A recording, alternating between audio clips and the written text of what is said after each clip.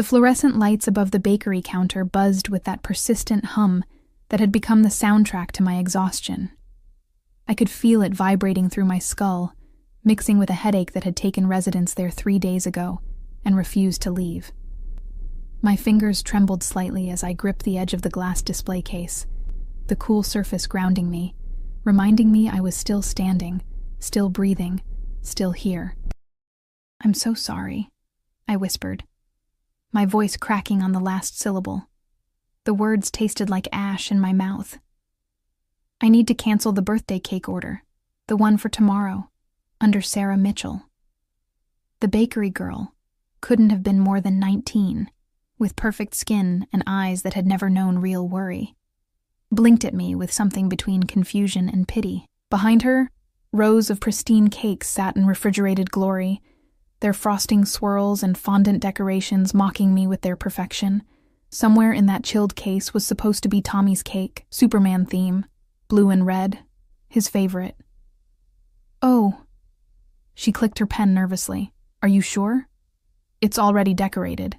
We'd have to charge you a cancellation fee." "I understand." My throat constricted. I couldn't look at her anymore, couldn't bear to see the judgment or the pity or whatever emotion would flicker across her young, untroubled face. My eyes dropped to my worn sneakers, the left one held together with fabric glue, the laces frayed beyond repair. I don't have the money. I thought I would, but..." The words died. What was the point of explaining? That the overtime shift I'd been counting on got cut? That Tommy's prescription cost twice what I'd budgeted? That choosing between your child's medication and his birthday cake wasn't really a choice at all, but it still felt like carving out a piece of your own heart with a dull knife? The bell above the bakery door chimed, a bright, cheerful sound that belonged to a different world.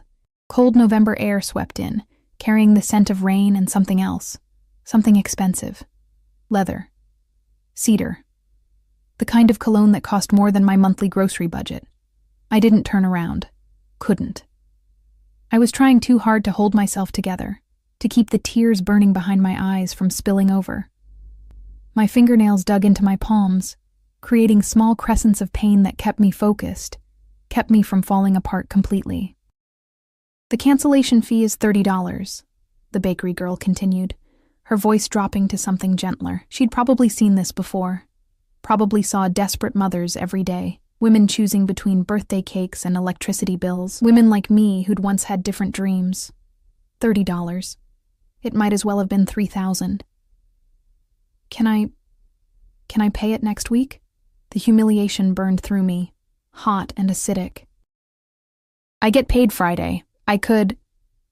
"We need payment at the time of cancellation, ma'am. Policy." "Ma'am."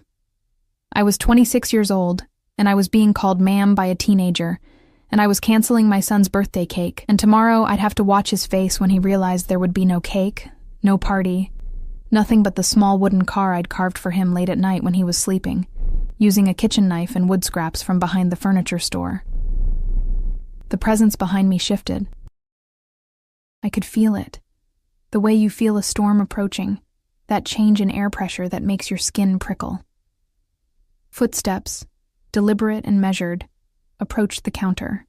Not the rushed shuffle of other customers, but something controlled, purposeful. "Add the cake to my order." The voice was male, deep, with an accent I couldn't quite place. Something European buried under years of American English. Cultured, smooth as the whiskey I could no longer afford to buy, and remove the cancellation fee. I turned then, shock overriding my shame. He stood less than 3 feet away, and the first thing I noticed was his hands. They rested casually at his sides, but there was nothing casual about them. Strong hands, scarred across the knuckles, with a platinum watch that caught the fluorescent light and threw it back like a warning. His suit was black, perfectly tailored, the kind that moved like a second skin. No tie. The top button of his crisp white shirt undone, revealing a glimpse of a tattoo that disappeared beneath the fabric. My gaze traveled upward, sharp jaw, the shadow of stubble that looked intentional, rather than neglectful. Lips that might have been sensual if they weren't pressed into such a severe line. A nose that had been broken at least once and healed with character. And eyes. God. His eyes. Dark, almost black in the bakery's harsh lighting, and fixed on me with an intensity that made my breath catch. Not unkind, but penetrating, like he could see through all my carefully constructed walls straight into the mess of fear and desperation I'd been hiding. He couldn't have been much older than 30, maybe 32. Young for the kind of power that radiated from him like heat from asphalt in summer. "I can't accept," I started, my voice barely above a whisper. "You're not accepting anything." He didn't look away from me, didn't blink. "I'm purchasing a cake. What you do with it is your business." Behind him, I noticed for the first time, 2 men stood near the door. They wore simpler suits, but their stance was unmistakable, alert, watchful, their eyes constantly scanning the bakery's interior. Security, or something like it. "Sir, that's very generous, but—" the bakery girl interjected, uncertain. "How much?" he asked, still looking at me, "for the cake and whatever else she needs?" "I don't need—" My protest died under his gaze. "How much?" he repeated, this time to the girl behind the counter. $85 for the Superman cake, and if she wants to add everything." He finally turned away from me, reaching into his jacket. I caught a glimpse of something dark holstered beneath his arm, there and gone so quickly I might have imagined it. He pulled out a wallet, Italian leather, thick with cards and cash, and extracted several bills without counting them. "Whatever decorations, candles, the works, and add 3 more cakes to the order. Your best ones. 3 more?" The bakery girl looked like she'd stumbled into a dream. "My men will pick everything up tomorrow morning, 9 a.m. sharp." He placed what looked like $500 bills on the counter. "Keep the change." The world tilted slightly. I grabbed the display case harder, my knuckles going white. "Why?" The question escaped before I could stop it. "Why would you—" He turned back to me, and this time something flickered in those dark eyes. Not pity. Something else. Something that made my pulse quicken, for reasons I didn't want to examine. "Every child deserves a birthday cake." His voice dropped lower, meant only for me. Especially when his mother would give anything to provide it. How did he know I had a son? Had he heard the whole conversation? Heat crept up my neck, shame and something else, awareness, uncomfortable and electric, making my skin flush. "I can't repay you. The admission cost me everything. I'm not asking you to." He studied my face like he was memorizing it, cataloging every detail. The dark circles under my eyes, the chapped lips, the way my coat hung too loose on my frame from weight I'd lost and couldn't afford to regain. "What's your name?" I shouldn't tell him. Every instinct screamed warning. Men who carried guns and traveled with security details and threw around $100 bills like singles weren't safe, weren't normal, weren't the kind of people someone like me, invisible, struggling, barely holding on, should ever interact with. "Sarah," I whispered. "Sarah Mitchell. Sarah." He repeated it slowly, like tasting wine. "How old is your son?" "He'll be 7. Tomorrow." Something crossed his face then, too quick to read. Pain? Memory?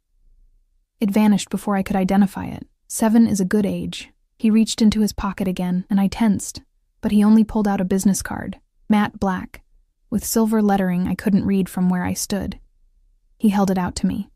"If you ever need anything, Sarah Mitchell, you call that number." "I don't understand." "You don't have to." His fingers brushed mine as I took the card, the contact lasting a fraction of a second. But I felt it everywhere. Warmth and danger and something that made my heart stutter. "Just know that you can." He stepped back, buttoning his suit jacket with practiced efficiency. His men moved simultaneously, one opening the door, the other scanning the street outside. "Wait," I called out, my voice stronger than I felt. "I don't even know your name." He paused at the threshold, November wind catching his dark hair. A slight smile touched his lips, but it didn't reach his eyes. "Nikolai." He said it like a confession. Nikolai Volkov.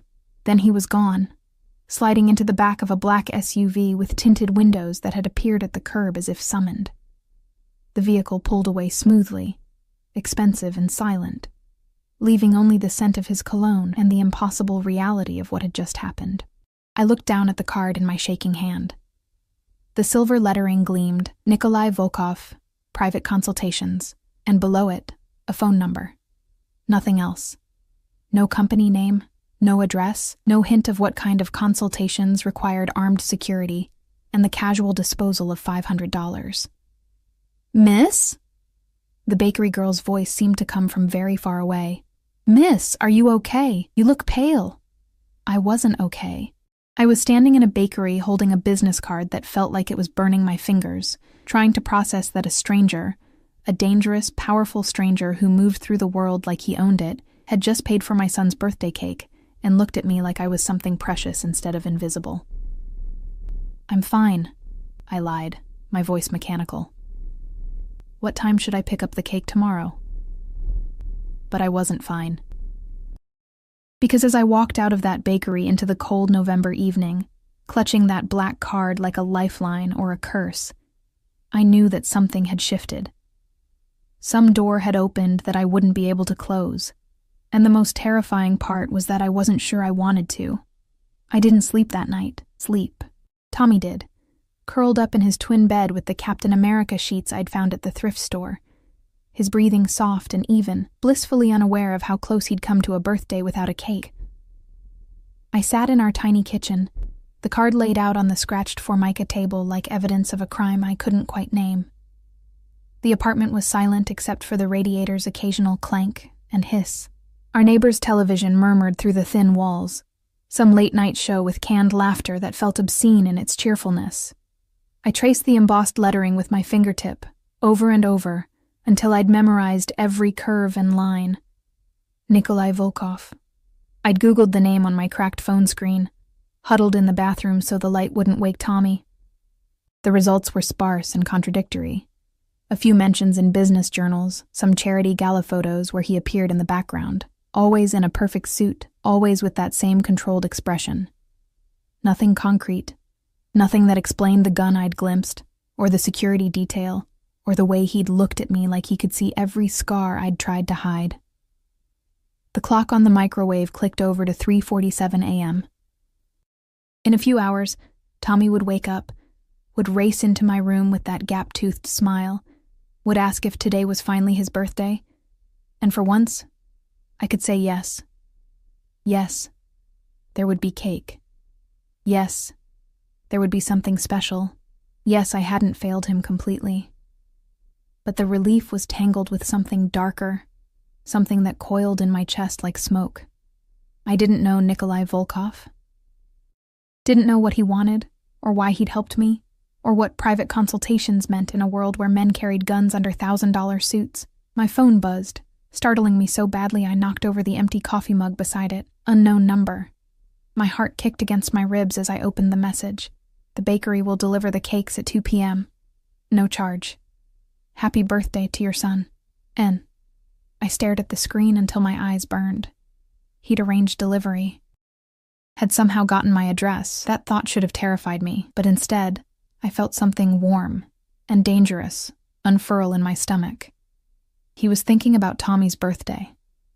About making it easier for me. My fingers hovered over the keyboard. I should thank him. Should maintain some kind of polite distance. Should not, under any circumstances, engage with a man who made my survival instincts scream warning, and my traitorous body respond with something that felt too much like want. Thank you. You didn't have to do this. I typed and deleted it 3 times before finally hitting send.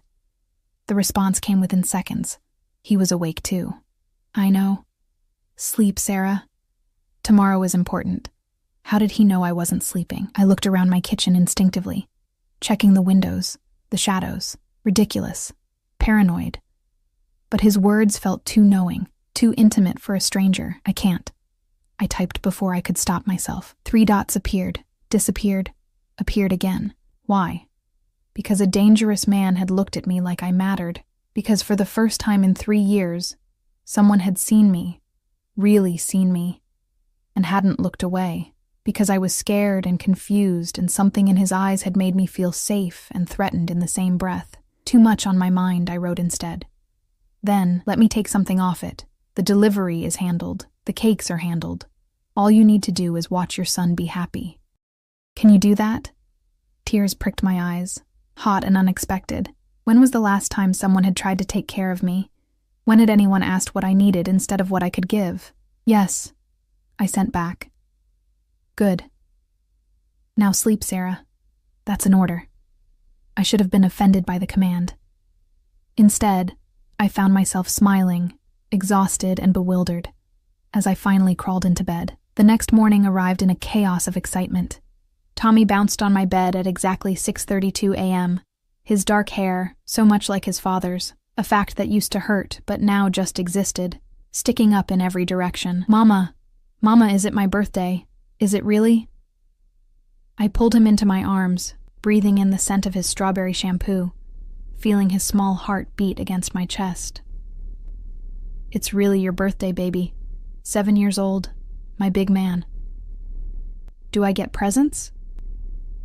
His eyes were wide, hopeful in a way that broke something in me. You get something even better. I kissed his forehead. You get a surprise.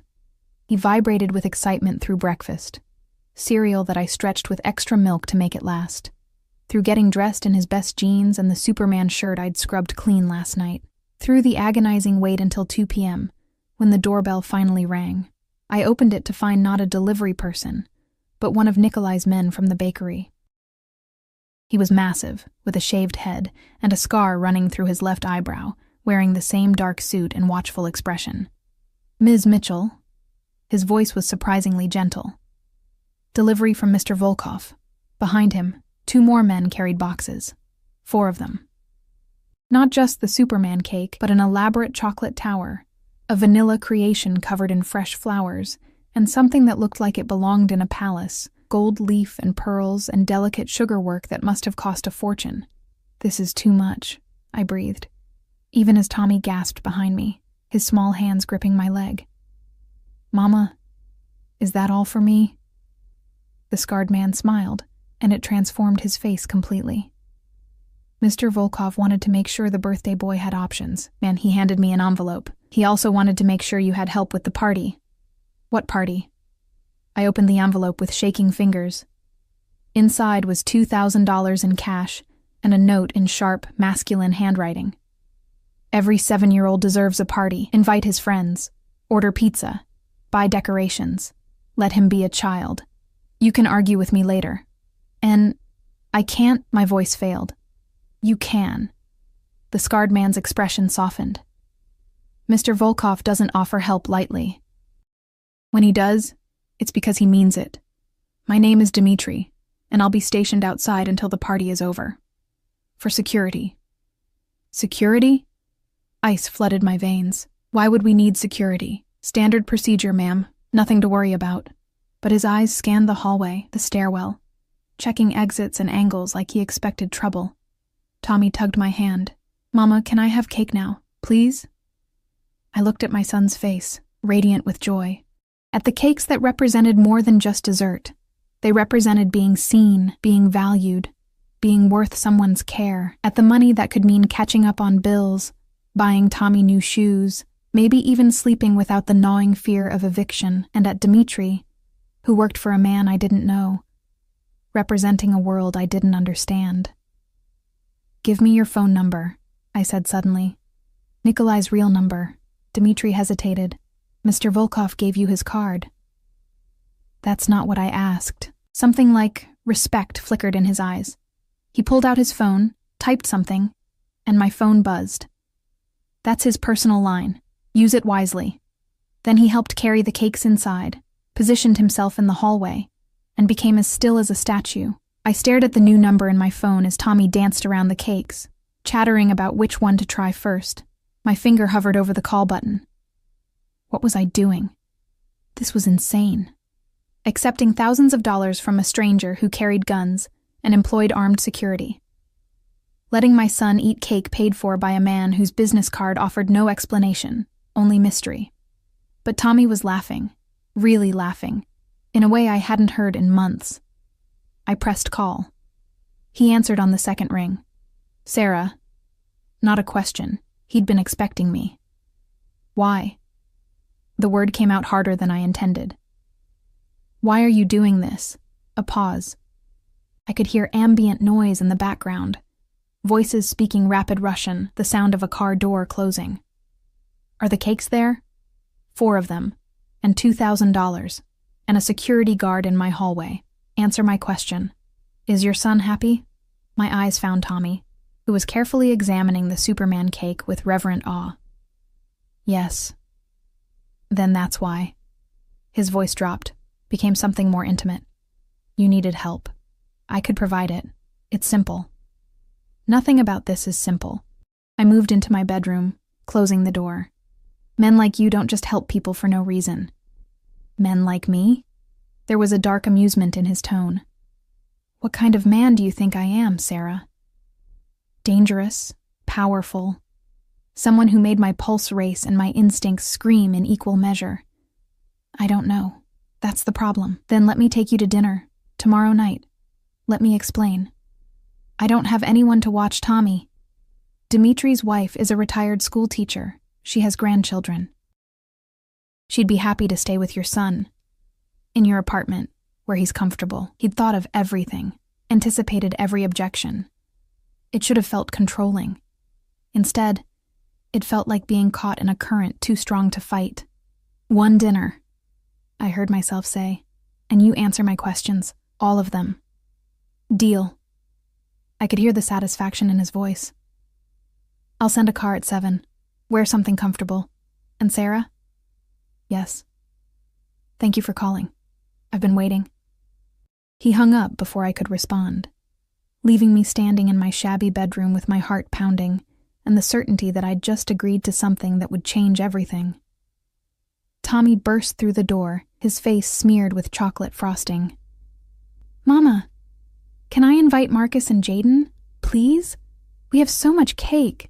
I looked at my son, my beautiful, innocent son, and at the money on my dresser that represented possibility and danger in equal measure. Yes, baby.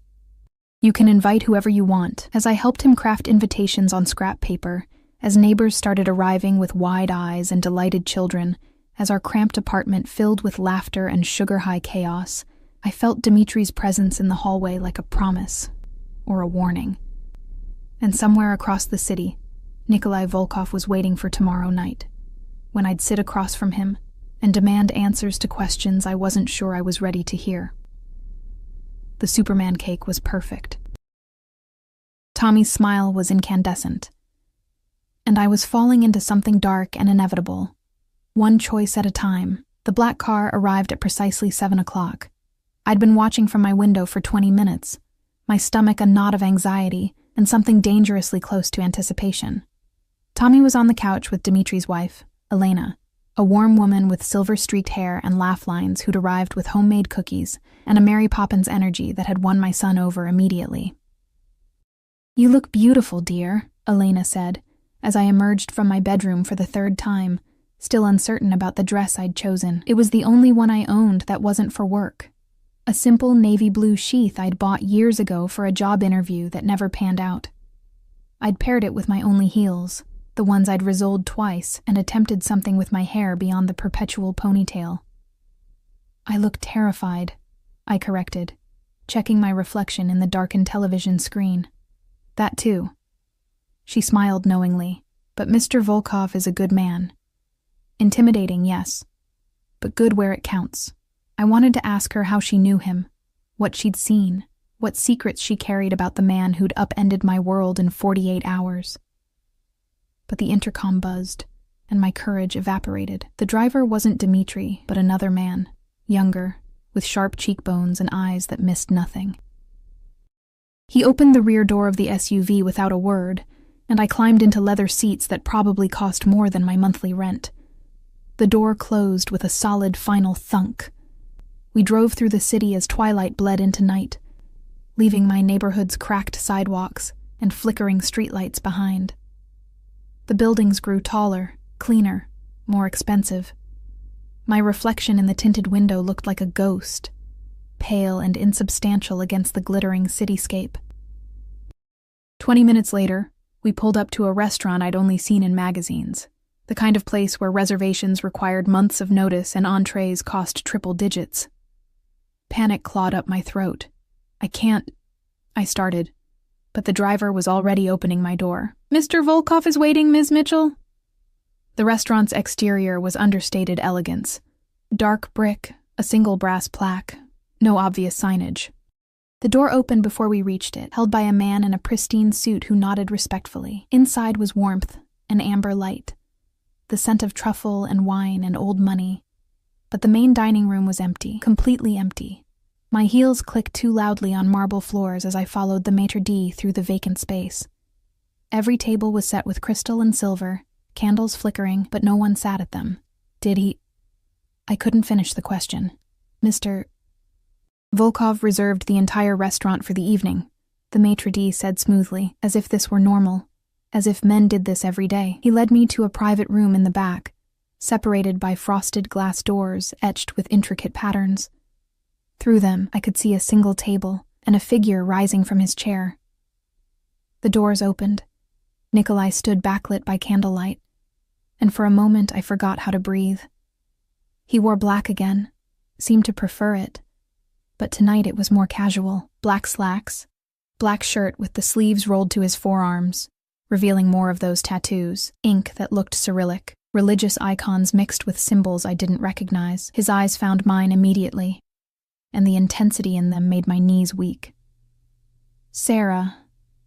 He moved around the table with that controlled grace, and suddenly he was close enough that I could smell his cologne again, could feel the heat radiating from his body. You look beautiful. You rented out an entire restaurant. It came out accusatory. I wanted privacy, to talk without interruption. He pulled out my chair, his hand briefly touching the small of my back, and electricity shot up my spine. Is that a crime?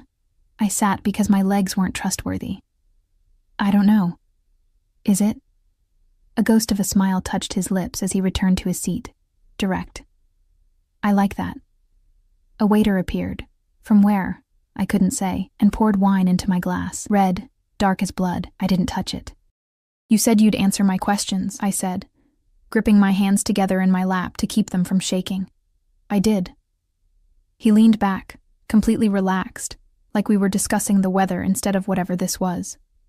Ask. Who are you? Really, I told you. Nikolai Volkov. That's a name, not an answer. His smile widened fractionally. I'm a businessman. I handle acquisitions, negotiations, problem-solving for people who need discretion. That's the vaguest answer I've ever heard. It's also the truth.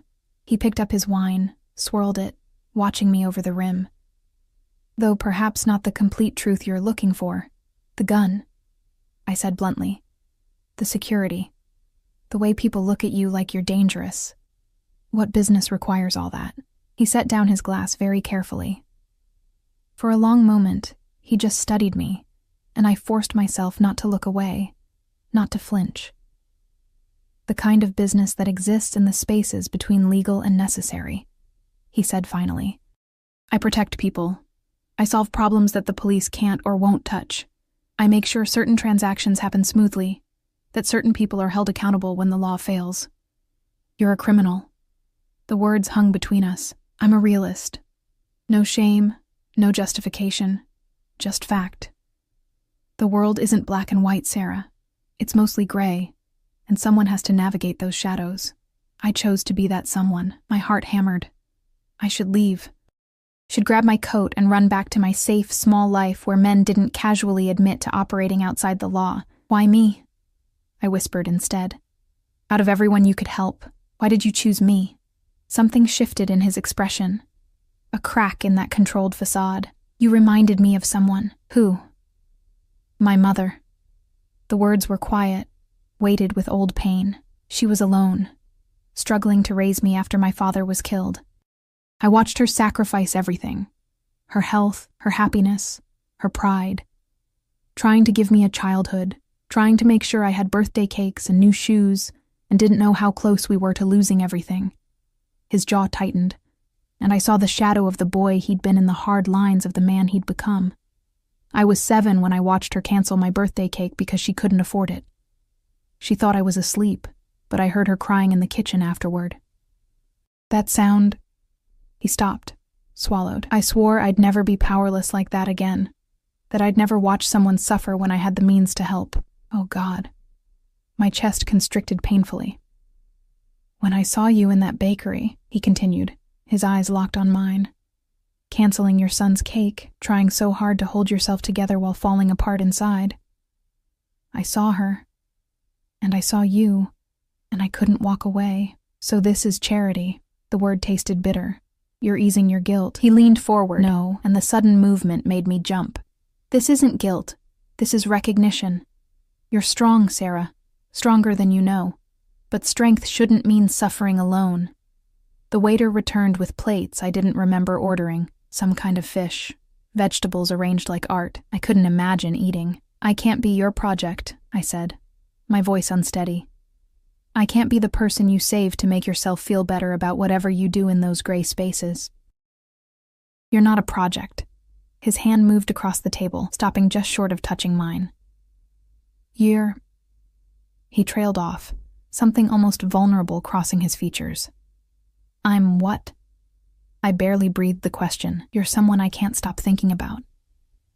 The admission seemed to cost him. From the moment you looked at me with all that pride and fear and desperation, I haven't been able to get you out of my head. The way you stood there, choosing your son over your dignity. The way you've kept fighting even when everything's against you. You're extraordinary, and you don't even see it. Heat flooded through me, dangerous and intoxicating. You don't know me. Then let me. His fingers finally made contact, barely brushing my knuckles, but I felt it everywhere. Let me know you, Sarah. No obligations, no expectations. Just let me in. This was insane. He was a criminal, had admitted it without flinching. He lived in a world of guns and security details and shadows I couldn't begin to understand. Getting involved with him was the definition of reckless. But his touch was gentle. His eyes held mine with an honesty that felt more real than anything I'd experienced in years. And God help me. I was so tired of being alone. I have a son, I said, testing. He comes first. Always. As he should. I won't be some secret you keep hidden away. I won't be ashamed of who I am or where I come from. I would never ask you to be. His hand fully covered mine now, warm and solid and anchoring. I want people to see you with me. I want them to know you're under my protection. Protection? The word snagged. From what? His expression darkened. My world has enemies, Sarah. If people know you matter to me, there could be risks. I need you to understand that before this goes any further. Fear spiked, cold and sharp. You're saying my son could be in danger because of you? I'm saying I would never let anything happen to either of you. His grip tightened slightly. Dimitri outside your apartment? That's not temporary. If you choose this, choose me, you'll both have protection. Always. No one touches what's mine. What's mine. The possessiveness should have alarmed me. Instead, it sent a thrill down my spine that I couldn't explain or excuse. This is crazy, I breathed. Yes. He turned my hand over, his thumb tracing my palm, the calluses there from years of hard work. But tell me you don't feel it too, this pull between us. Tell me I'm alone in this. I couldn't. Because I did feel it. Had felt it from that first moment in the bakery when his eyes had seen past all my armor straight to the raw, desperate woman beneath. I felt it now, sitting in this empty restaurant while he held my hand like it was something precious, looking at me like I was the only person in the world. I feel it, I admitted, and something fierce and triumphant flashed in his eyes. Then have dinner with me. Talk to me. Let me court you properly the way you deserve. Court me? A surprised laugh escaped. People don't say that anymore. I do. He raised my hand to his lips, pressing a kiss to my knuckles that sent fire through my veins. Because you deserve romance, Sarah. Deserve to be cherished, not just survived with. Let me show you what that looks like. The waiter appeared again, refilling wine, adjusting candles, disappearing into shadows. The food sat untouched between us, growing cold, but neither of us moved to eat. "One condition," I said, my voice steadier than I felt. "You're honest with me. Always. I don't need to know every detail of your business, but don't lie to me. I've had enough lies for one lifetime." Darkness flickered across his face. Tommy's father didn't stay, didn't care, taught me that pretty words mean nothing without action. Then watch my actions. He still held my hand, his thumb moving in slow circles that made it hard to think. "I'll prove to you that I'm different, that when I give my word, I keep it." We finally ate, though I barely tasted anything. We talked about his mother, who died when he was 15, leaving him alone to navigate the criminal empire his father had built. About my dreams of becoming a teacher before Tommy came along and reality intervened. About books and music and the strange intimacy of sharing truths in candlelight. When the car dropped me home at midnight, Elena reported that Tommy had been perfect, was sleeping peacefully, and that she'd be happy to sit again any time. As I locked the door behind me and leaned against it, my lips still tingling from the brief, devastating kiss Nikolai had given me before I left, I realized I'd crossed a threshold I couldn't uncross. I'd let the devil in, and God help me. I wanted to see where he'd lead. The flowers arrived the next morning. Not a simple bouquet, but an explosion of white roses, at least 3 dozen, arranged in a crystal vase that caught the morning light and scattered rainbows across my kitchen wall. The card was simple, written in that sharp handwriting I was beginning to recognize for making last night the best evening I've had in years. "Dinner again Friday?" And Tommy stood on a chair, trying to count the petals, his cereal forgotten. "Mama, who sent these? Are they for your birthday too?" "A friend," I said, the word feeling insufficient and dangerous all at once. My phone buzzed. Nikolai, because of course it was. "Did they arrive safely?" I photographed Tommy examining the flowers with scientific intensity and sent it without thinking. "He's trying to count them. This is too much. Nothing is too much for you. Say yes to Friday." My fingers hovered over the keyboard.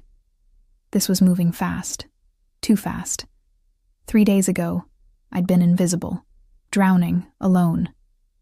Now I had roses in my kitchen, and a man who looked at me like I was worth something asking me to dinner again. Yes, but somewhere less extravagant. "Impossible. You deserve extravagance. I'll pick you up at 7. I should have argued. Should have established boundaries, maintained distance. Instead, I found myself smiling at my phone like a teenager. The next 3 days passed in a blur of normalcy, punctuated by moments that felt anything but normal. Dmitri remained stationed outside our building, just until Mr. Volkov is satisfied with the security assessment, he'd said, which explained nothing and everything. Neighbors whispered, curious about the well-dressed man who'd appeared on our floor like a designer-clad guardian angel. Nikolai texted throughout each day, never intrusive, never demanding, just there. A photo of his morning coffee with the caption, "Thinking of you." A question about Tommy's favorite superhero. A link to a news article about teacher scholarships with the message "something to consider." Each interaction felt like a thread being woven between us, connecting me to a world I didn't understand, but found myself increasingly drawn to. Friday arrived with November rain, the kind that made the city look blurred and melancholy. I'd spent the afternoon at my waitressing job, 4 hours on my feet, smiling through demands and complaints, pocketing tips that would barely cover groceries. The contrast between that world and Nikolai's felt impossible to reconcile. But at 6:45, I found myself in my navy dress again, heart pounding, while Elena entertained Tommy with stories about her grandchildren. This time, when the car arrived, Nikolai himself emerged from the back seat, black umbrella in hand, striding toward my building like he owned the rain itself. I met him in the lobby, and the look on his face when he saw me made my breath catch. "You're even more beautiful than I remembered," he said, his voice low and rough. He held out his hand. "Come." The restaurant this time was different. Still expensive, still private, but warmer. A rooftop garden under glass, heated against the November chill, with the city lights spread below us like scattered diamonds. Rain drummed against the transparent ceiling, creating a cocoon of sound that made the rest of the world disappear. You didn't rent out the entire place this time, I observed as we were seated at a table surrounded by climbing jasmine. I learned my lesson. His smile was almost boyish. You prefer subtle to ostentatious. I prefer real. I settled into my chair, accepting the wine menu I wouldn't know how to navigate. This is beautiful, but it's not you, is it? This isn't where you'd normally eat. Something flickered in his eyes. Surprise, maybe respect. No. Normally I eat in my office, standing up, while dealing with problems that can't wait. Then why bring me here? Because you deserve beauty. He leaned forward, elbows on the table, giving me his complete attention. And because I'm trying to impress you. Why? The question escaped before I could filter it. You could have anyone. Women who fit into this world, who understand your life. Why are you trying to impress a broke single mother from the wrong side of town? Because those women bore me. Blunt, honest. They want my money, or my power, or the danger they think I represent. You want none of those things. You looked at me in that bakery like I was an inconvenience and a miracle simultaneously. Do you know how rare that is, to be seen as a person instead of a resource? Rain intensified overhead, and I watched water cascade down the glass, distorting the city beyond. You're romanticizing me. I'm not some noble martyr. I'm just trying to survive. You're trying to do more than survive. You're trying to give your son a life you never had. You work yourself to exhaustion for his smile. That's not just survival, Sarah. That's love fierce enough to remake the world. His words pierced something deep, and I had to look away before the emotion building in my chest escaped. Tell me about Tommy's father, Nikolai said quietly. What happened? I took a long sip of wine before answering. His name was Marcus. We were young, in love, or what I thought was love. When I got pregnant, he said all the right things. Promised marriage, family, forever. The familiar bitterness rose. Then his parents found out. I wasn't good enough. Didn't come from the right background. They offered me money to disappear. Did you take it? No judgment in his voice, just curiosity. No. I thought Marcus would choose me, would stand up to them. I laughed without humor. Instead, he took the money they offered him.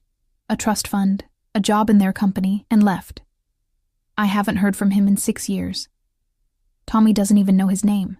Nikolai's jaw tightened, a muscle jumping beneath his skin.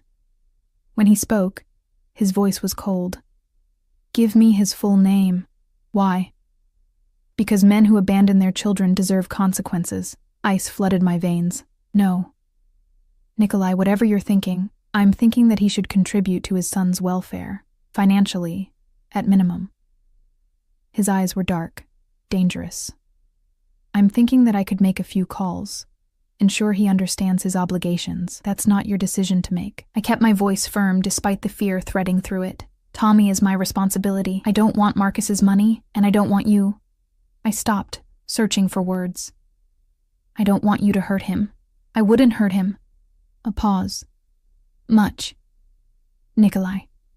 He sighed, some of the tension leaving his shoulders. You're asking me to let this go? To allow him to live comfortably while you struggle?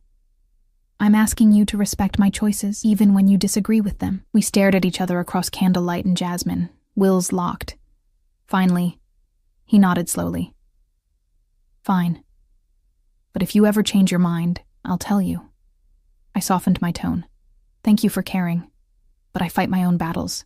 I'm learning that. He reached across the table, his fingers finding mine. Though I don't like it, everything in me wants to eliminate every obstacle in your path. Destroy everyone who's ever hurt you. That's terrifying. I know. He smiled, but it didn't quite reach his eyes. I told you I wasn't safe, Sarah. We ate. Some kind of seafood that melted on my tongue. Vegetables I couldn't name. Dessert that was more art than food. Between courses, we talked. He told me about growing up in Russia, immigrating at 12 after his father's murder, learning to navigate American streets while never forgetting the old country's harsh lessons. I told him about my mother, who died when I was 19, leaving me alone in the world, about dreams of teaching that had evaporated when reality intervened, about the strange guilt of loving Tommy completely while mourning the life I'd never have. You could still teach, Nikolai said as dessert plates were cleared. I saw how you light up when you talk about it. There are programs, scholarships. I can't afford childcare and tuition. Can barely afford rent. What if money wasn't an obstacle? Warning bells rang. I'm not taking your money for school. Why not? You accepted help for Tommy's birthday. That was different. That was one thing, one moment. That's my life. My future. I can't build it on your charity. His hand tightened on mine. It's not charity when I care about you. When your happiness matters to me. We've known each other less than a week. And yet I can't remember what my life looked like before you were in it. The raw honesty in his voice stopped my breath. I know this is fast. I know I should give you time, space. Let this develop naturally. But I've never been patient with things I want, Sarah. And I want you. The air between us felt charged, electric. Rain continued its percussion overhead, cocooning us from reality.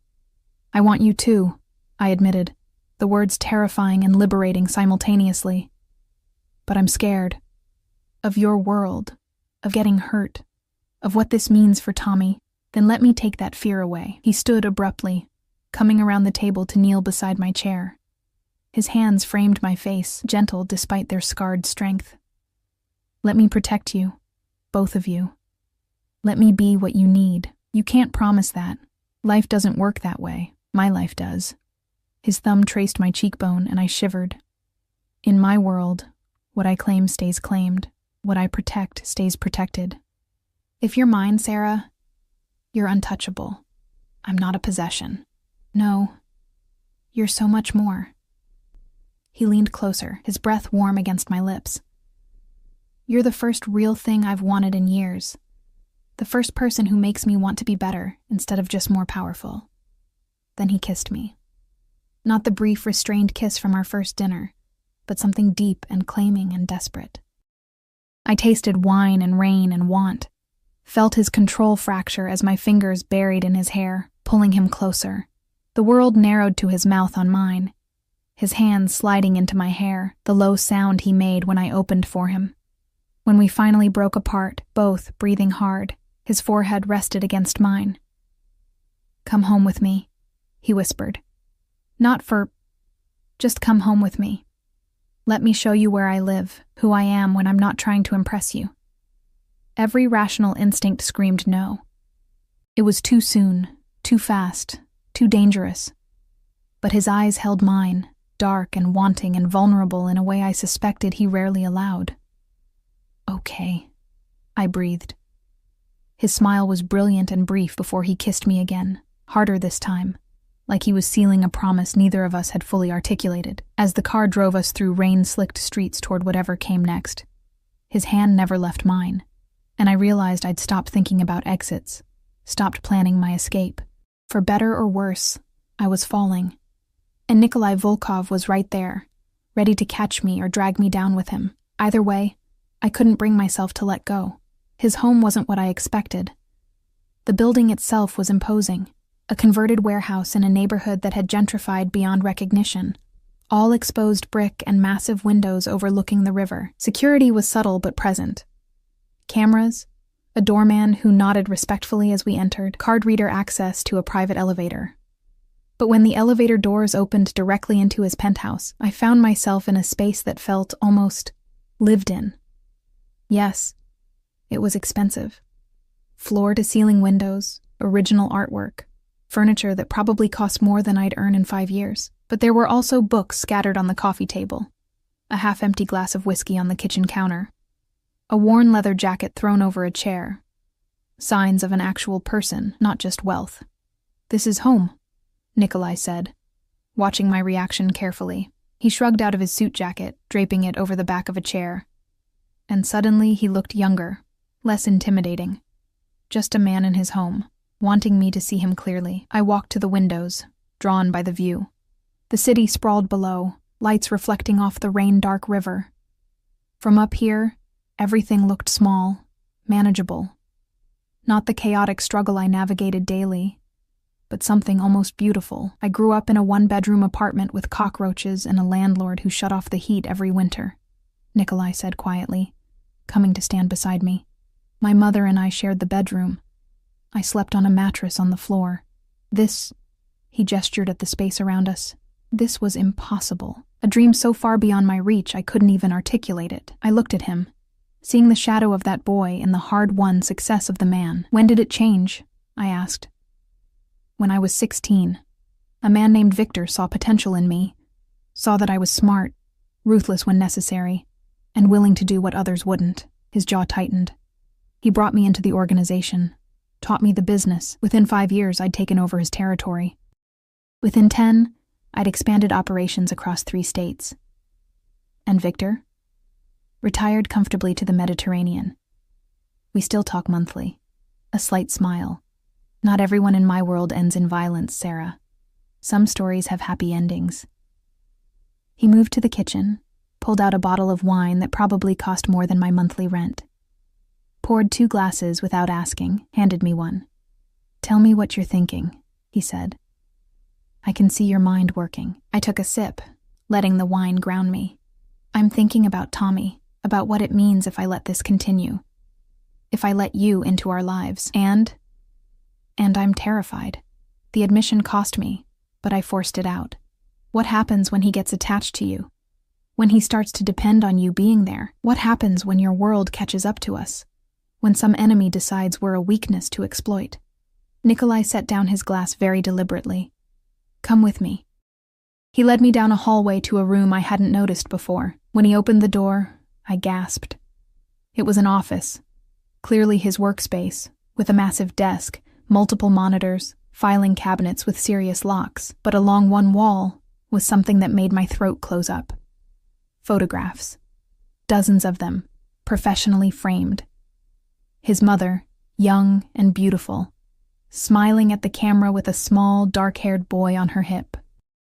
That same boy at various ages, 7, 10, 13, always with his mother, always looking at her like she hung the moon. And in the corner, a child's drawing under glass, crayon stick figures labeled Mama and Me, with a lopsided birthday cake between them. "I kept everything," Nikolai said quietly. "Every photo, every drawing, every report card where she wrote notes in the margins about how proud she was, because she sacrificed everything for me, and I needed to remember. Needed to make sure that when I had the power, I used it to protect people like her." He turned to face me, and the vulnerability in his eyes was staggering. "I understand your fear, Sarah. I understand why you want to protect Tommy from potential pain, but I need you to understand something too." He stepped closer, his hands gentle on my shoulders. "I don't do anything halfway. If I commit to you, to him, I'm all in. Not just for now, not just until it gets difficult. Forever." "You can't promise forever. Watch me." His intensity was almost frightening. "I've built an empire from nothing. I've survived enemies who wanted me dead, betrayals that should have destroyed me. If I say I'll protect you and your son, I will. If I say you're mine, you are. And nothing will change that." His hands slid up to frame my face, thumbs brushing my cheekbones. "I'm asking you to trust me," he said, his voice rough. "I know I haven't earned it yet. I know my world is dangerous and my past is violent, but I'm asking you to give me a chance to prove that I can be what you need. What Tommy needs." Tears burned behind my eyes. "What if you get hurt? What if something happens to you, and we're left? I have legal documents being prepared as we speak." His practicality shouldn't have been comforting, but it was. "If anything happens to me, you and Tommy are provided for. Trust funds, property, everything managed by people I trust, absolutely. You'll never be vulnerable again. I don't want your money. I know." He kissed my forehead, lingering. "That's exactly why I'm giving it to you. Because you don't want it, don't expect it, but you deserve it. Both of you." I pulled back, looking up at him through blurred vision. "This is insane. We barely know each other." "Then let's fix that." He took my hand, pulled me back to the living room, to the enormous couch facing those floor-to-ceiling windows. We sat, and he turned to face me, his expression open in a way I suspected he rarely allowed. "Ask me anything, everything. No filters, no evasions. You want honesty? I'll give you complete transparency." So I asked. About his business. And he explained the gray areas, the protection rackets that actually protected, the enforcement that kept worse predators at bay. About violence, and he admitted to things that should have sent me running, but he owned them without excuse or justification. Just cold fact. About relationships, and he told me there had been women, transactions more than connections. Nothing that had ever felt like this consuming need to know someone, to protect them, to claim them so completely the rest of the world understood they were untouchable. Why me? I asked again, because I still couldn't reconcile it. Really? Not the story about your mother, not the moment in the bakery. Why do you look at me like I'm something precious when I'm just ordinary? You're not ordinary. He pulled me closer, until I was tucked against his side, his arm around my shoulders. You're extraordinary in the way that matters. You love fiercely. You protect what's yours. You keep fighting even when everything says to give up. That strength, that resilience. His voice roughened. That's what drew me. That's what made me look at you and think, her. She's the one who could stand beside me instead of behind me. I tilted my head back to look at him. I don't know how to be in your world. You don't have to be in my world. You just have to be in my life. His hand came up, fingers threading through my hair. I'll keep the darkness away from you. You and Tommy, you'll have normal, safe, everything you deserve. I'll be the bridge between worlds. That sounds lonely for you. Something shifted in his expression. Surprise, maybe, that I'd thought about his needs. It won't be lonely if you're waiting when I come home. The words hung between us, weighted with implications neither of us was quite ready to voice. I should get back, I said, though I didn't move. Tommy will wake up wondering, stay. His arms tightened slightly, just a little longer. Let me hold you. So I stayed, tucked against his warmth while rain continued its symphony against the windows. We talked about nothing important, favorite movies, worst jobs, the embarrassing stories everyone accumulates. Normal conversation, the kind that built foundation instead of just intensity. Somewhere around midnight, I must have dozed off, because I woke to Nikolai carrying me to his car, his jacket draped over my shoulders. I can walk, I mumbled, still sleep-fogged. I know. He settled me in the back seat, slid in beside me, but I wanted to carry you. The drive back to my neighborhood felt too short. When we pulled up to my building, Dmitri was still there, standing sentinel like he'd never left. Nikolai walked me to my door, his hand warm on the small of my back. At my threshold, he turned me to face him. I meant what I said, all of it. His hands cupped my face, and the tenderness in his touch made my chest ache. You're mine now, Sarah, and I take care of what's mine. Possessive, I said, but there was no heat in it. Completely. He smiled, slow and dangerous and devastating. Get used to it. Then he kissed me, deep and thorough and claiming, until I was boneless against him, my fingers clutched in his shirt. When he finally pulled back, his eyes were dark with want barely restrained. I'll call you tomorrow, he said, his voice rough. Sleep well. I watched him walk away, watched the elevator doors close on his intense gaze. Inside my apartment, Elena was asleep on the couch, and Tommy was curled up in his bed, peaceful and safe. I stood in my kitchen, touching my lips where I could still feel Nikolai's kiss, and tried to process what I'd just agreed to, what I'd let into our lives. The next morning, I woke to my phone buzzing, not a text, but a notification from my bank. My account, which had held exactly $347, now showed a balance of $50,347. I called Nikolai immediately, my hands shaking with anger and something else. Good morning, he answered, sounding pleased with himself. What did you do? I took care of you. Isn't that what we discussed? We discussed you respecting my choices. Not just, Nikolai, I can't accept this. You can, and you will. His voice turned firm. That money is for Tommy's future, for your bills, for you to breathe without drowning. It's not charity, Sarah. It's me taking care of what's mine. I'm not mine, he repeated, implacable. You accepted that last night. This is what it means. I provide, I protect. I make sure you never have to choose between your son's medicine and his birthday cake again. I wanted to argue, wanted to maintain my independence, my pride, But God, the relief of seeing that number, of knowing Tommy's needs were covered, of having a buffer against the constant crisis. "This doesn't mean I'm going to stop working," I said finally. "I would never ask you to," his tone softened. "But maybe you can work because you want to, not because you'll be homeless if you don't. Maybe you can consider that teaching program. Maybe you can actually rest occasionally." Tears spilled over, and I swiped at them angrily. "You're impossible. I'm yours. Simple, final. Get used to that too." Over the following weeks, my life transformed in ways both subtle and profound. Nikolai was a constant presence, not smothering, but there. Daily calls, frequent visits, integration into Tommy's life that was so natural. My son started asking when Nick would come over. He taught Tommy chess on my kitchen table, his patience infinite as he explained strategies. He showed up at my waitressing job and left tips that made my boss suspicious. He bought Tommy new shoes without asking, claiming he'd seen them and thought of my son. The security remained. Dmitri became a fixture, eventually bringing Elena around so often that Tommy had adopted grandparents he'd never had before, and Nikolai kept his promises. When my landlord tried to raise my rent illegally, it was handled. Suddenly, my lease was revised with protections I hadn't negotiated. When my car broke down, a newer model appeared in my parking spot. When I protested, Nikolai simply said, "I'm taking care of what's mine," and kissed me until I forgot why I was arguing.